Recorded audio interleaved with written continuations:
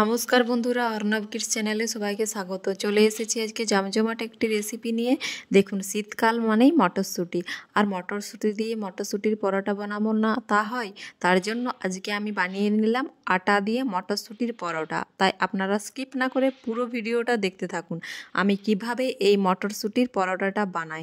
তার জন্য এখানে আমি নিয়ে নিয়েছি, মটর কলাইগুলো আমি ছাড়িয়ে এখানে নিয়ে নিয়েছিলাম। আর এখানে নিয়েছি ধনেপাতা কুচি, আদা কুচি, আর নিয়েছি 3টে কাঁচা লঙ্কা। এরপর একটা মিক্সির বোলের মধ্যে আমি মটর কলাই আর আদা আর কাঁচা লঙ্কা আর ধনেপাতা কুচি একসঙ্গে নিয়ে নিলাম।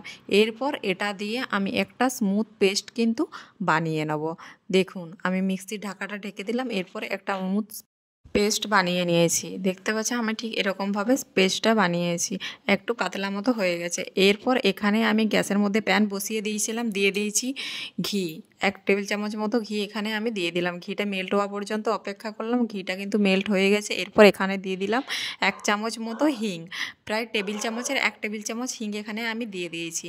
এরপর হিংটা আমি খুব ভালোভাবে নাড়াচাড়া করে নিলাম। এরপর এখানে আমি দিয়ে দেবো ওই বেটে রাখা মটর কলাইয়ের পেস্ট।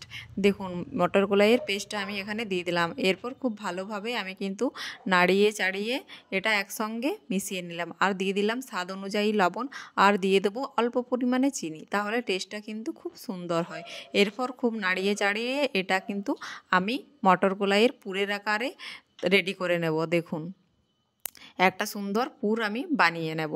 দেখুন, সুন্দরভাবে আমি নাড়িয়ে চাড়িয়ে মেল্ট করে অনেকটাই কিন্তু শুকিয়ে এসছে। আর একটু শুকনো শুকনো ভাব করে আমি এটা নামিয়ে নেব। দেখুন, সুন্দরভাবে কিন্তু আমার শুকিয়ে গেছে, পুরো কিন্তু রেডি হয়ে গেছে। এরপর এটা কিন্তু আমি একটা পাত্রের মধ্যে নামিয়ে নিয়েছিলাম। এরপর এখানে আমি একটা পাত্র নিয়ে নিলাম, আর এর মধ্যে নিয়ে নিচ্ছি 1 বাটি আটা। আজকে আমি আটা দিয়ে বানাচ্ছি, আপনারা চাইলে কিন্তু ময়দা দিয়েও বানাতে পারেন। এখানে দিয়ে দিয়েছি স্বাদ অনুযায়ী লবণ। এরপর এটা আমি খুব ভালোভাবে মিশিয়ে নিলাম। আর এর মধ্যে দিয়ে দিলাম সাদা তেল ময়ানের জন্য। দেখুন, ময়ানটাও খুব ভালোভাবে হাত দিয়ে কিন্তু আমি কচলে কচলে মাখিয়ে নিচ্ছি। সুন্দরভাবে কিন্তু আমি ময়ানটা মাখিয়ে নেব। দেখুন, আমার ময়ানটা কিন্তু মাখানো হয়ে গেছে। দেখতে পাচ্ছেন কত সুন্দরভাবে আমি ময়ানটা মাখিয়ে নিয়েছি। এরপর অল্প অল্প করে জল দিয়ে আমি একটা স্মুথ ডো কিন্তু বানিয়ে নেব। দেখুন, হাতে করে আমি একটা স্মুথ ডো বানিয়ে নেব। এরপর এটাকে আমি 10 মিনিটের জন্য রেখে দিচ্ছি ঢেকে। দেখুন, আমি 10 মিনিট পর কিন্তু ফিরে এসেছি। আমার ডোটা পুরো সেট হয়ে গেছে। এরপর এখান থেকে একটা একটা করে পরোটা সাইজ করে আমি লেচি কেটে নেব। দেখুন, ঠিক এরকমভাবে আমি সাইজ করে লেচিগুলো কেটে নিচ্ছি। সুন্দরভাবে আমি লেচিগুলো কেটে নিলাম। এরপর এখানে আমার ছোটা মতো লেচি হয়েছিল, একটা নিয়ে আমি আপনাদের বানিয়ে দেখিয়ে দিচ্ছি কিভাবে আপনারা পুরটা ভরবেন। দেখুন, প্রথমে একটা আঙুল দিয়ে আমি কিন্তু খিলি মতো বানিয়ে নিলাম, ঠিক গোল বাটি করে বানিয়ে নিয়েছিলাম। আর এর মধ্যে 1 চামচ পুর আমি দিয়ে দিলাম। এরপর আমি এক সাইড থেকে এর মুখটা বন্ধ করে দেবো।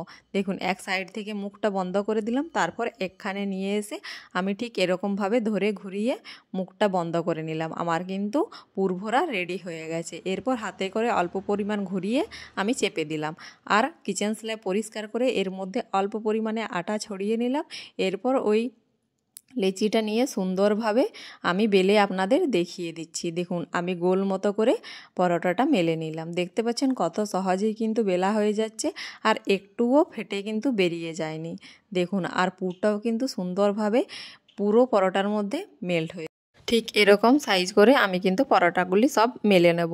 দেখুন, আমি একটা বেলে আপনাদের দেখিয়ে দিলাম। ঠিক এরকমভাবে মোটানো, ঠিক পাতলাও না, ঠিক এরকমভাবে আমি কিন্তু বেলে নিয়েছি। আর গ্যাসের মধ্যে এরপর আমি প্যান বসিয়ে দিলাম।